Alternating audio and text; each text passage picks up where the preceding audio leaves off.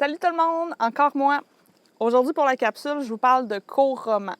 Donc là c'est le moment de porter attention pour ceux qui n'aiment pas lire. Si vous n'aimez pas lire, puis que vous avez un travail de français à faire, puis que ça vous prend un roman que vous devez choisir à la bibliothèque, puis que vous ne voulez pas lire un gros livre, je vous conseille, j'ai plusieurs romans à vous proposer qui sont à peu près de 100 pages ou moins. Fait que c'est le moment de porter attention. J'essaie de sélectionner des livres qui sont de genres différents. Alors je vais commencer par un livre que j'ai pas entre les mains, qui s'appelle Les Moustiques. L'auteur, c'est Jocelyn Boisvert. C'est un petit roman d'horreur d'environ 100 pages. L'histoire, brièvement, c'est l'histoire de Maxence, qui passe l'été au chalet avec ses parents. Puis il trouve ça tellement plate qu'à chaque jour, il va prendre une marche jusqu'au village pour aller acheter de la crème glacée avec sa sœur. Mais un jour, il y a une invasion de moustiques, de maringouins, mutants, qui envahissent la ville. Puis si tu te trouves sur leur passage puis ils te piquent, tu meurs automatiquement. Fait qu'il faut qu'il sauve sa sœur. Bien sûr, il y a une jolie fille, Jessica, qui est dans les parages, puis il va essayer de sauver Jessica par la même occasion. C'est super bon, je vous le conseille. Deuxième suggestion, même auteur, Personne ne voit clair. C'est un roman de 62 pages, donc c'est vraiment court, mais c'est un petit bijou. En fait, c'est l'histoire de Claire qui est tellement introvertie qu'elle finit par devenir invisible. Elle pense qu'elle est tellement timide, puis elle parle tellement pas à beaucoup de gens qu'elle pense que personne ne va s'ennuyer d'elle, puis personne ne va remarquer qu'elle est devenue invisible. Fait qu'elle décide de déménager dans une autre ville, puis elle va refaire sa vie, puis elle va même prendre la place d'un fantôme. C'est super bon. Puis un jour, personne la voit, sauf une personne qui la voit. Fait qu'il va se passer quelque chose entre ces deux personnages-là, je vous dis pas quoi. Super bon, puis très court.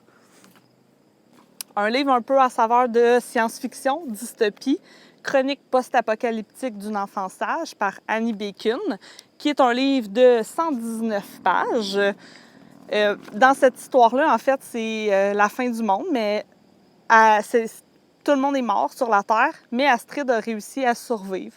Puis, elle est toute petite, là, c'est un enfant, elle a à peu près 10 ans. Là. Puis, elle a 13 ans. Elle a 13 ans, c'est marqué en arrière du livre. Donc, Astrid va décider d'aller habiter dans une bibliothèque à Montréal pour essayer d'apprendre le plus de choses possibles sur la survie. Puis elle va apprendre à survivre seule par elle-même dans la ville de Montréal. C'est super bon. Il va falloir qu'elle fasse attention aux gens autour d'elle, aux gens méchants qui font des affaires un peu plus louches pour survivre. Ensuite, Histoire de Galets de Marie Cadieux. C'est un livre historique. C'est l'histoire de Martin qui habite dans la ville de Dieppe en 1942, donc pendant la Deuxième Guerre mondiale. La ville de Dieppe en France est occupée par les Allemands. Puis un jour, il va y avoir un débarquement sur les plages. Donc les forces alliées, surtout des Canadiens, vont débarquer sur les plages pour combattre les Allemands. Le combat va très mal aller. Donc, Martin va aller sur la plage au petit matin pour essayer d'aider les survivants. Puis, il va faire la rencontre d'un Acadien avec qui il va parler un petit peu, puis ça va vraiment changer sa vie. Cette personne-là va être fait prisonnier de guerre, mais c'est vraiment une rencontre qui va marquer Martin beaucoup, beaucoup. C'est une très bonne histoire aussi que je vous conseille.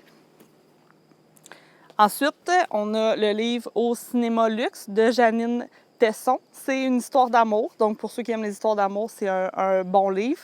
Aussi très court, de 90 pages.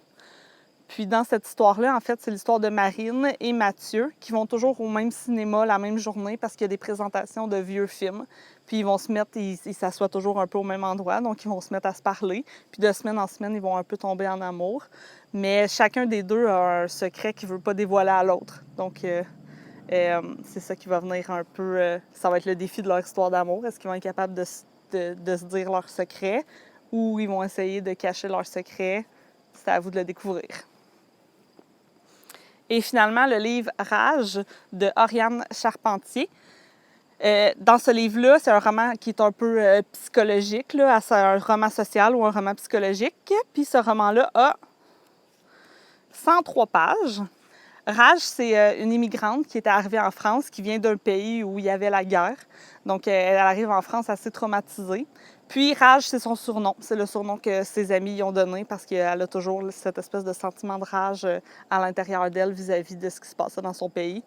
Mais il faut qu'elle apprenne à vivre dans ce nouveau pays-là, puis à vivre une vie normale comme les autres Français.